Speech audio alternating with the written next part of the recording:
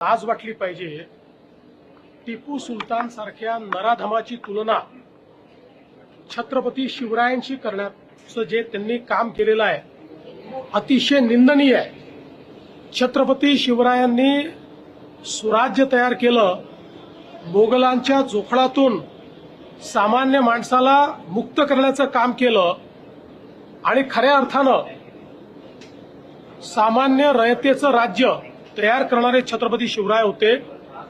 आणि त्याचवेळी हजारो लाखो हिंदूंची हत्या करणारा टिपू सुलतान याची तुलना करून दोघांनाही सारखा सन्मान द्या म्हणणं यापेक्षा जास्त लांगुल चालन, जोडे चाटणं हे या जन्मात मी बघितलेलं नाही। आम्ही हे बिलकुल सहन करणार नाही। टिपू सुलतान आणि छत्रपती शिवरायांची तुलना केली याबद्दल त्यांनी माफी मागितली पाहिजे।